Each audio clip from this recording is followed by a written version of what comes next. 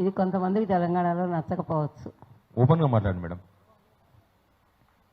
ఇప్పుడు మనం ఇన్ని మీటింగులు పెట్టుకుంటున్నాం. నాకు తెలిసి తెలంగాణ చదువుకోని ఊళ్ళో ఉన్న వాళ్ళకు కూడా మా తెలంగాణ అన్న ఫీలింగు ఉంది, అస్తిత్వం దెబ్బతగులుతుందన్న ఫీలింగు ఉంది, అందరికీ తెలుసు.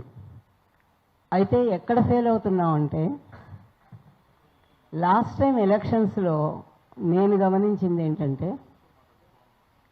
చాలా ఆబ్జెక్టివ్గా ఉంటున్నాం అన్న కొందరు జర్నలిస్టులు అన్ని పార్టీలని స్థానిక పార్టీతో సహా విమర్శించి అటువైపు తిడుతున్న విపక్షాలకి చాలా సహాయం చేశారు. ఎప్పుడు ఒక మాట చెప్పేవారు జయశంకర్ గారు.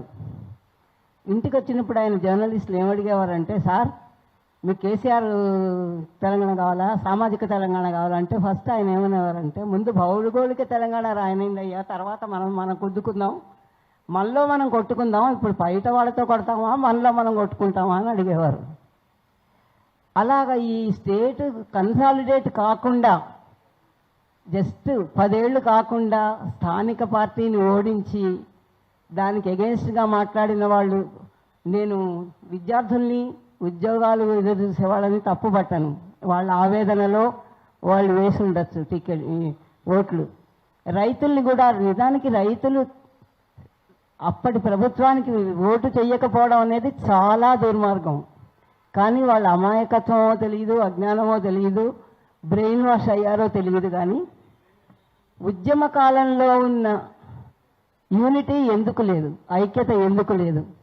తెలంగాణలో ఉన్న వాళ్ళు కూడా స్థానిక పార్టీని తోసేసి బయట వాళ్ళకి ఇప్పుడు ఇంత కుక్కలు చింపిన విస్తర ఎందుకు అవుతోంది అంటే, అందరికీ మనం చోటిచ్చాం. అక్కడ మనం ఏదో ఆబ్జెక్టివ్గా ఉంటున్నామని స్థానిక పార్టీని కూడా పోగొట్టుకొని